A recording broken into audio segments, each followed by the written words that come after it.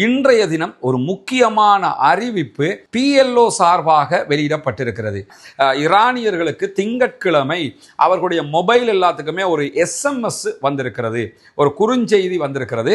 அந்த குறுஞ்செய்தியை யார் அனுப்பினாங்க என்கிற தகவல்கள் கிடையாது. ஆனால் அதில் வந்திருக்கக்கூடிய தகவல் என்னன்னு கேட்டால், அமெரிக்காவினுடைய ஜனாதிபதி ஒரு செயல் வீரர். இதே நேரத்தில் எதிர்வருகிற வியாழக்கிழமை இன்ஷா அல்லாஹ் ஜெனீவாவில் மீண்டும் என்ன செய்ய போறாங்கன்னா, ஈரானுக்கும் அமெரிக்காவுக்கும் இடையிலான ஒரு முக்கியமான சந்திப்பு நடைபெற இருக்கிறது. இரண்டு தரப்பாரும் மீண்டும் ஒரு சந்திப்பை மேற்கொண்டு இந்த பிரச்சனையை தீர்க்கிறதுக்கு ராஜதந்திர பேச்சுவார்த்தைகளை நடத்த இருக்கிறார்கள். அதற்கு மத்தியில் தான்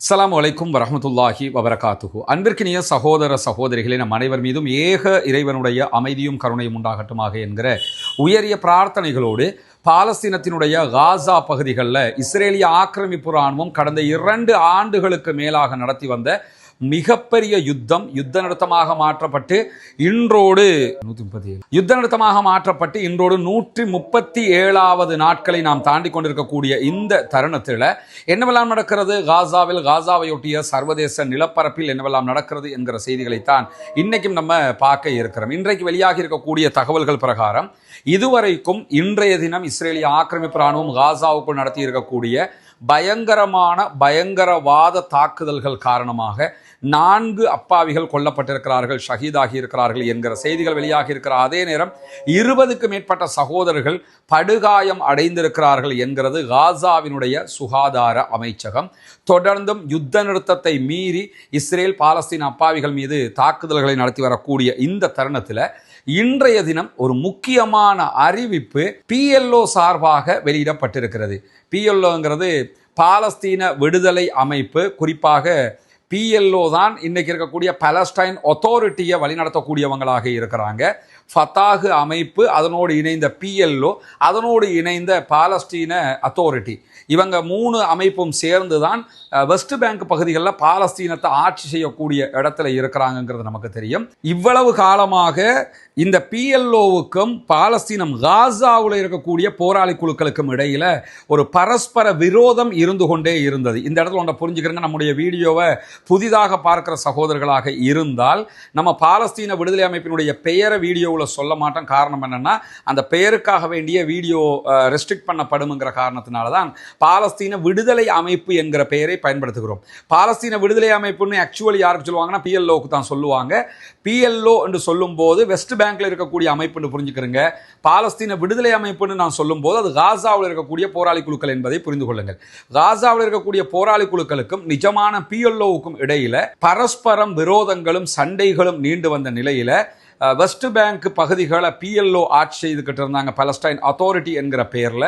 இதே நேரத்தில் காசாவை பாலஸ்தீன விடுதலை அமைப்புகள், போராளி குழுக்கள் தான் ஆட்சி செய்து கொண்டிருந்தார்கள். இன்று வரைக்கும் அவர்கள் தான் ஆட்சி செய்து வரக்கூடிய நிலையில தான் இன்றைக்கு PLOவினுடைய நிர்வாக குழுவினுடைய ஜெனரல் செக்ரட்டரியாக தேர்வாகி இருக்கக்கூடிய அஸ்ஸாம் அல் அஹமது அவர்கள் வெளியிட்டிருக்கக்கூடிய ஒரு அறிவிப்பு அற்புதமான, அனைவராலும் பாராட்டு பெறக்கூடிய ஒரு அறிவிப்பாக இருக்கிறது. அதிலே அவர்கள் பாலஸ்தீனத்தின் காசாவில் செயல்பட்டு வரக்கூடிய போராளி குழுக்களில் யாரும் பயங்கரவாத அமைப்புகள் கிடையாது, அவர்களை பயங்கரவாத அமைப்புகள் என்று நாங்கள் ஒருபோதும் ஏற்றுக்கொள்ள மாட்டோம், அவர்கள் இஸ்ரேலிய ஆக்கிரமிப்புக்கு எதிராக போராடக்கூடிய போராளி குழுக்கள் தான் என்பதை அடித்து சொல்லியிருக்கிற அதே நேரத்தில் பாலஸ்தீன காசாவில் செயல்படக்கூடிய இந்த போராட்ட அமைப்புகள் ஆயுதத்தை கீழே வைக்க வேண்டும், சரணடைய வேண்டும், அவர்கள் இஸ்ரேலுக்கு எதிராக சண்டையிடக்கூடாது என்று சொல்லப்படுகிற எந்த காரணங்களையும் நாங்கள் ஏற்றுக்கொள்ள மாட்டோம் என்று சொல்லிட்டாங்க. இதில் நடக்கக்கூடிய ஒரு பெரிய நலவு என்னன்னு கேட்டால், இவங்க ஒரு பக்கமும் காசாவில் இருக்கக்கூடிய போராளி குழுக்கள் மறுபக்கமுமாக பிரிஞ்சு இருந்த காரணத்தினால தான் அமெரிக்காவுக்கும் இஸ்ரேலுக்கும் காசாவை ஒரு பிரித்தாளும் சூழ்ச்சியினூடாக அநியாயத்துக்கு மேல் அநியாயம் செய்வதற்கு வாய்ப்பாக இருக்கிறது. வெஸ்ட் பேங்க்ல இவ்வளவு அநியாயம் நடப்பதற்கும் அதுதான் காரணமாக இருக்கிறது. ஆனால் இப்ப இவங்க சொல்ற மாதிரி இருதரப்புமே இணங்கி செயல்படுவார்களாக இருந்தால், பாலஸ்தீனத்திட PLOவும் காசாவில் இருக்கக்கூடிய போராளி குழுக்களும் 2 பேரும் இணைந்து செயல்பட ஆரம்பித்து விட்டார்கள் என்றால் நிறைய பிரச்சனைகளுக்கு பாலஸ்தீனத்துக்குள்ளேயும் தீர்வு கிடைத்துவிடும். பிளஸ் பாலஸ்தீனம் தனி நாடாக அங்கீகாரம் பெற வேண்டும் என்கிற அந்த கோரிக்கையும் வலுப்படுத்தப்படும் என்பதையும் நம்ம புரிஞ்சுக்கிறோம்.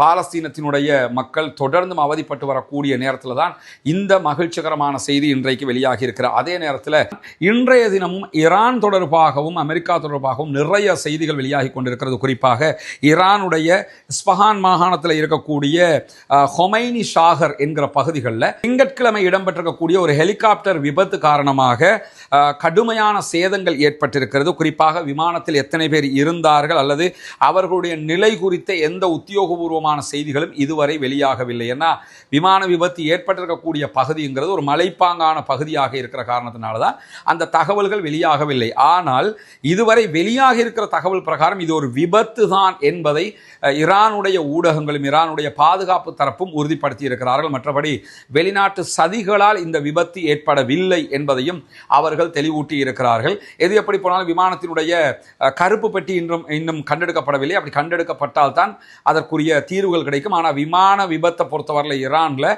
பெரும்பாலும் தொழில்நுட்ப கோளாறுகளால் தான் நடைபெறுகிறது. ஈரானுடைய முன்னாள் ஜனாதிபதி இப்ராஹிம் ரைசி, முன்னாள் ஃபாரின் மினிஸ்டர் அப்துல்லாஹியன் போன்றவர்கள் பயணித்த ஹெலிகாப்டரும் இதே மாதிரி விபத்துக்குள்ளானது நமக்கு தெரியும். ஏன்னா அதெல்லாம் பழைய விமானங்கள், அதனுடைய பார்ட்ஸுகள் இல்லை, அது பெரிய பற்றாக்குறையாக அவர்களுக்கு இருக்கிற காரணத்தினால இது மாதிரி விபத்துக்கள் நடந்து கொண்டிருக்கக்கூடிய சூழல் தான் அங்கே நிலவுகிறது. இப்படியான சூழலில் தான் ஈரானியர்களுக்கு திங்கட்கிழமை அவர்களுடைய மொபைல் எல்லாத்துக்குமே ஒரு SMS வந்திருக்கிறது, ஒரு குறுஞ்செய்தி வந்திருக்கிறது.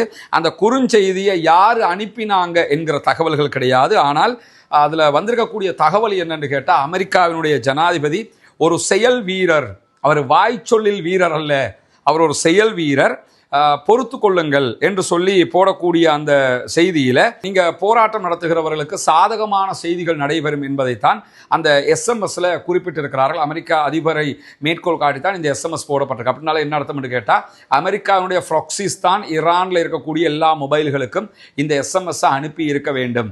ஏற்கனவே போராட்டம் நடத்திக்கிட்டு இருந்த போராட்டக்காரர்களுக்கு அமெரிக்க அதிபர் டொனால்ட் ட்ரம்ப் என்ன சொன்னார்னா, போராடி கொண்டே இருங்க, உதவி வந்துக்கிட்டே இருக்கு, நாங்கள் உங்களோட இருக்கிறோம்னாரு. கடைசியில் போராட்டத்தை அடிச்சு நொறுக்கி அடக்கிட்டாங்க ஈரானுக்குள்ள. அமெரிக்காவால் ஒன்றுமே செய்ய முடியாமல் போயிடுச்சு. அந்த போராட்டக்காரர்களுடைய நினைவாக நேற்றைய தினம் சில இடங்களில் ஈரானில் ஆர்ப்பாட்டங்கள், மாணவர் போராட்டங்கள் நடைபெற்றது. அந்த நேரத்தில் இந்த SMS அனுப்புகிறாங்க. அதாவது உங்களுக்கு குண்டு போட்டு ஈரானோட சண்டை பிடிக்க முடியும்னா அதை பண்ணணும், அதை விட்டு போட்டு அது பண்ணுறது எவ்வளோ டேஞ்சருங்கிறது அவங்களுக்கு தெரிஞ்சதுனால என்ன பண்ணுறாங்கன்னா, தொடர்ந்து இப்படியான ஒரு செயல்பாடுகளை அவர்கள் மேற்கொண்டு வரக்கூடிய காட்சியை நம்ம பார்க்க முடியும். இதே நேரத்தில் ஈரான் மீது ஒரு யுத்தம் நடத்தப்பட்டால் புரட்சிகர காவலர் பிரிவு IRGC-யினுடைய தலைமையகம், அணுசக்தி நிலையங்கள், அதே போன்று பலிஸ்டிக் ஏவுகணை தயாரிக்கக்கூடிய இடங்கள் போன்றவற்றை நாங்கள் இலக்கு வைத்து தாக்குதல் நடத்துவோம் என்கிற செய்திகளை தொடர்ந்து அமெரிக்கர்கள் சொல்லி வரக்கூடிய காட்சிகளையும் நம்ம பார்க்க முடிகிற நேரம். இதே நேரத்தில் எதிர்வருகிற வியாழக்கிழமை இன்ஷா அல்லாஹ் ஜெனீவாவில் மீண்டும் என்ன செய்ய போகிறாங்க, ஈரானுக்கும் அமெரிக்காவுக்கும் இடையிலான ஒரு முக்கியமான சந்திப்பு நடைபெற இருக்கிறது. இரண்டு தரப்பாரும் மீண்டும் ஒரு சந்திப்பை மேற்கொண்டு இந்த பிரச்சனையை தீர்க்கிறதுக்கு ராஜதந்திர பேச்சுவார்த்தைகளை நடத்த இருக்கிறார்கள். அதற்கு மத்தியில் தான் தற்போது வரைக்கும் அமெரிக்காவினுடைய USS ஆபிரகாம் லிங்கன் உள்ளிட்ட 13 விமானம் தாங்கி தாக்குதல் கப்பல்கள் மத்திய கிழக்குக்கு வந்திருக்கின்றன. கிழக்கு மத்திய தரை கடலை நோக்கி USS ஜெரால்டு ஃபோர்ட் வந்து கொண்டிருக்கிறது என்கிற செய்திகள் வெளியாகி கொண்டிருக்கிறது. அமெரிக்கா தன்னுடைய இராணுவத்தை தொடர்ந்து குவிச்சு கொண்டிருக்கக்கூடிய சூழலில் தான் நீடித்த ஈரானுடைய யுத்தம் குறித்து பென்டகன் கடுமையான ஒரு எச்சரிக்கையை விடுத்திருக்கிறது. ஈரானுக்குள்ள ஒரு யுத்தம் ஆரம்பித்து நீண்ட நெடிய காலம் யுத்தம் பண்ண போனோம்னா அமெரிக்காவுக்கு குண்டுகள் பற்றாக்குறை, ஆயுத பற்றாக்குறை ஏற்பட வாய்ப்பு இருக்கிறது. அதே நேரத்தில் ஈரானுடைய பதிலடியும் கடுமையாக இருக்க வாய்ப்பு இருக்கிறது என்று வால் ஸ்ட்ரீட் ஜேர்னல் வெளியிட்டிருக்கக்கூடிய செய்திகளில் அமெரிக்க அதிபர் டொனால்ட் ட்ரம்புக்கு அமெரிக்காவுடைய அதிகாரிகளே இந்த தகவலை சொல்லி இருக்கிறார்கள் என்கிற செய்திகளும் வெளியாகி இருக்கக்கூடிய சூழல் தான். அமெரிக்க அதிபர் டொனால்ட் ட்ரம்ப் நேற்று என்ன சொன்னார்னு சொன்னா, எங்களுக்கு ஈரான் மீது யுத்தம் நடத்த வேண்டாம், ஈரானோட சண்டைக்கு போக வேணாம்னு சொல்லி எங்களுடைய இராணுவ தளபதி எங்கேயும் சொல்லலைன்னாரு. ஆனால் ஈரானுடைய யுத்தம் தொடர்பாக அமெரிக்காவுடைய இராணுவ தளபதி ஆல்ரெடி 2-3 டேஸ்க்கு முன்னாடி என்ன சொல்லிட்டாருன்னு கேட்டால், ஈரானோடு சண்டை பிடிப்பது சாதாரணமான விஷயம் அல்ல, அது மிகப்பெரிய ஆபத்தை நமக்கு உண்டாக்கும், எனவே அந்த யுத்தத்தை நம்ம தவிர்த்து கொள்ளணும் என்கிற கோரிக்கையை தான் அவர் முன் வச்சிருந்தாரு. இப்போ அமெரிக்க அதிபர் வந்து என்ன சொல்றாருன்னா, அப்படி எதுவுமே எங்க இராணுவ தளபதி பேசலங்கிறாரு. பேசினது அவர் பேசினது அவர் தான் இல்லைன்னு சொல்லணும். அதுவும் அவர் இல்லைன்னு சொல்ல முடியாது. நான் அந்த கருத்தில் சொல்லவில்லை, நான் இந்த கருத்தில் தான் சொன்னேன்னு தான் சொல்லணும். ஆனால் அவர் அவர் எதுவுமே பேசல. அமெரிக்க அதிபர் என்ன சொல்றாருன்னு கேட்டா இல்ல அவர் அது அப்படிப்பட்ட எதுவுமே சொல்லலைங்கிறாரு. எனவே அமெரிக்க அதிபருக்கு தெளிவாக அமெரிக்காவினுடைய இராணுவ தளபதியை ஈரானோடு சண்டையிடுவது ஆரோக்கியம் அல்ல, அது மிகப்பெரிய இழப்பை நமக்கு தரும்ங்கிறத தெளிவாக சொல்லி இருக்கிறாருங்கிறது மட்டும் திட்டவட்டமாக தெரிகிறது. பொறுத்திருந்து பார்ப்போம் என்னவெல்லாம் நடக்கிறது என்பதை. தொடர்ந்து நம்ம வெளியூர்ல ரமதான் காலத்துல மாற்று மத நண்பர்களுக்கான இஸ்லாம் பற்றிய கேள்வி பதில் நிகழ்ச்சிகளை நடத்துறதுக்கு இருக்கிற காரணத்தினால இப்படி வீடியோக்களை போடுவதற்கு கொஞ்சம் தாமதம் ஏற்படுகிறது. அதே நேரம் வீடியோ இந்த வடிவத்தில் தரப்படுகிறது.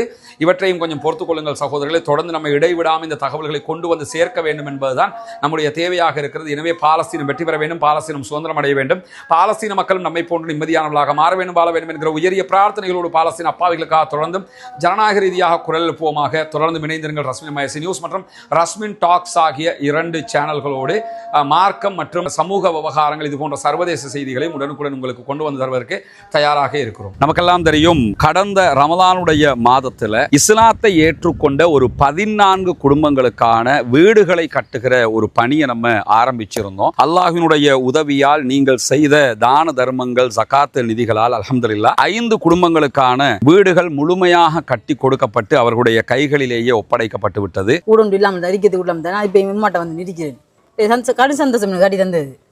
இது உங்களோட வீடு, இனி ஃபௌமி வேலை நடக்குதாண்டெல்லாம் பார்க்குற மடர் வேலையெல்லாம் முடிச்சுட்டோம் நாங்க. சரிதானே? உங்களுக்கு எப்படிமா சந்தோஷமா? நிறைய பேருக்கு உதவி செஞ்சிருக்காங்க, அவங்களுக்கு என்ன சொல்ல நினைக்கிறீங்க? துவா செய்யுங்க சரியா? தொழுகை நோன்பு அதுகளை எல்லாம் ரொம்ப கடைப்பிடிச்சு கொள்ளணும். மார்க்க விஷயங்கள் தானே. அல்லாட்ட நம்ம உலகத்துக்கு எங்களால் முடிஞ்சதை நாங்கள் செஞ்சிட்டோம், மறுமைக்கு நீங்கள் தான் தேடிக்கொள்ளணும். சரிதானே? இந்த வீடு கட்டி முடிஞ்சதோட நாங்கள் வர்றோம். அவங்களோட மனைவி வந்துட்டாங்க வீட்டுக்கு. கேட்கும்போது என்ன சொன்னாருண்டா, நான் இதுக்குத்தான் நினைப்பேன், அந்த வீடு நீங்கள் கட்டி தந்துட்டீங்க, எனவே நாங்கள் இனி சந்தோஷமா இருப்போம். என் பிள்ளைகள் இப்போ நிம்மதியாக பழக்கக்கூடிய அளவுக்கு நிம்மதியாரி அல்லாஹ் அவங்களோட எண்ணங்களை பேசாக்குவோம் இன்ஷா அல்லாஹ். ரொம்ப மகிழ்ச்சியான தருணங்களாக அந்த தருணங்கள் இருந்தது. காரணம் என்னன்னா, இஸ்லாத்தை புனிதமிக்க வாழ்க்கை நெறியாக அவர்கள் ஏற்றுக்கொண்டிருக்கிறார்கள். ஏற்றுக்கொண்டவர்களுக்கு ஒரு வாய்ப்பாக அவர்களுடைய வறுமை நிலையை போக்கும் விதமாக இந்த சந்தர்ப்பம் அமைந்திருந்தது. அந்த அடிப்படையில் மீதமுள்ள 9 குடும்பங்களுக்கான வீடுகளை கட்ட வேண்டிய தேவை நமக்கு இருக்கிறது. நம்ம ஒட்டுமொத்தமாக கோடிக்கணக்கில் காசை கொண்டு வந்து வச்சு இந்த பணிகளை பண்றது இல்லைங்கிறது உங்களுக்கு தெரியும். நம்முடைய வீடியோவை பார்க்கக்கூடிய மக்களுக்கு கன்வே பண்றோம். அந்த மக்கள் தரக்கூடிய பொருளாதாரத்தை கொண்டுதான் இந்த வேலைகளை நம்ம செஞ்சுக்கிட்டு இருக்கிறோம். குறிப்பாக இந்த பணிகளுக்காக 100 ரூபாய் 200 ரூபாய் 500 ரூபாய் 1000 ரூபாய் என்று சின்ன சின்ன தொகைகளை கூட தந்து உதவிய பெருமனது கொண்ட சகோதர சகோதரிகளை நம்ம பார்த்திருக்கிறோம். அதே மாதிரி லட்சங்களில் உதவி செய்த சகோதர சகோதரிகளையும் பார்த்திருக்கிறோம். ஒவ்வொருத்தருக்கு எவ்வளவு முடியுமோ அந்த அடிப்படையில் நமக்கு அதை தந்து உதவி இருக்கிறார்கள். அதன் அடிப்படையில் தான் 5 வீடுகள் கம்ப்ளீட்டடாக நம்ம கட்டி கொடுத்திருக்கிறோம் அல்ஹம்துலில்லாஹ். இப்போது நம்ம இருக்கக்கூடிய இந்த பகுதிகளில் 4 வீடுகள் கட்டுவதற்குரிய ஏற்பாடு நடந்து கொண்டிருக்கிறது. 2 வீடுகளுக்கான அத்திவாரம் போட்டிருக்கிறோம். இந்த அத்திவாரம் தித்வா புயல் வர்றதுக்கு முன்னாடி போட்டது. புயல் வந்ததோடு அந்த புயல் பணிகள் அந்த வேலைகளால் நமக்கு இதெல்லாம் நிறுத்தி இருந்தோம். அதனால தான் நம்ம விளம்பரங்களும் அது தொடர்பாக எங்கேயுமே போடலை. தற்போது புனிதமிக்க ரமலானுடைய மாதத்தை அடைந்திருக்கிறோம். நபிகள் நாயகம் ஸல்லல்லாஹு அலைஹி வஸல்லம் அவர்கள் காற்றை விட வேகமாக ரமலானிலே தர்மங்களை செய்வார்கள், தான தர்மங்களை அள்ளி கொடுப்பார்கள் என்கிற நபிமொழிகளை சஹீஹுல் புகாரி முஸ்லிம் உள்ளிட்ட நபிமொழி கிரந்தங்களில் நம்ம பார்க்கிறோம். ஏன்னா அவ்வளவு அதிகமாக ரசூலுல்லாஹ் தான தர்மங்களை செய்து கிடைக்கிறதையெல்லாம் கொடுத்து நன்மைகளை சேகரித்துக் கொள்வார்கள். அதே நேரத்தில் அல்லாஹு தஆலா திருமறை குர்ஆன்ல ஜகாத்து பெறுகிற கூட்டத்தினரை பற்றி 8 கூட்டத்தினருக்கு நீங்கள் ஜகாத்து வழங்க முடியும் என்று சொல்லும்போது அதிலே ஒரு கூட்டத்தினராக முஅல்லஃபத்துல் குலூப், இஸ்லாத்தின் பால் உள்ளங்கள் ஈர்க்கப்படுகிறவர்கள் என்கிற ஒரு பிரிவினரையும் நமக்கு காட்டி தருகிறான். எனவே இஸ்லாத்தை ஏற்றுக்கொள்ளுகிற சகோதரர்களுக்காக ஜகாத்து நிதிகளை கொடுக்க வேண்டியது கடமையாக இருக்கிறது. ரமலானுடைய காலத்திலே ஜகாத்துகளை கணக்கு பார்த்து ஏழை எளிய மக்களுக்கு கொடுக்குகிற சகோதரர்கள் இந்த பணிக்காகவும் ஒரு போர்ஷனை ஒதுக்குங்க.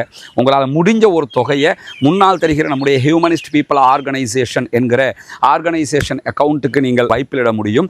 அதே நேரத்தில் வெளிநாடுகளில் இருக்கக்கூடிய சகோதரர்கள் இந்த குறித்த அக்கௌண்ட்டுக்கு வைப்பிலிட முடியாது என்று சொல்லுகிற போது அதில் முன்னாடி தெரிகிற என்னுடைய வாட்ஸ்அப் நம்பருக்கு நீங்கள் தொடர்பு கொள்ள முடியும். உங்களுக்கு எப்படி நீங்கள் பணம் அனுப்பணும் என்கிற வழிமுறைகளை நம்ம லீகலாக சொல்லித் தருவதற்கு கடமைப்பட்டிருக்கிறோம். எனவே நாமே ஆரம்பித்த பணி நாமே முடிக்க வேண்டும் வேண்டும் என்கிற அடிப்படையில் நம்ம அத்தனை பேரும் சேர்ந்து 1000 ரூபா 2000 ரூபா லட்சங்கள் என்று எது நம்மளால் முடியுமோ அதை போட்டு இன்னும் ஒரு 9 வீடுகள் கட்டி முடிக்க வேண்டி இருக்கிறது. இந்த பணியில் அத்தனை பேரும் இணைந்து கொள்ளுங்கள். உங்களுடைய ஜகாத்து தான தர்மங்களை ரமலானுடைய காலத்திலே இதற்காக வழங்குங்கள்.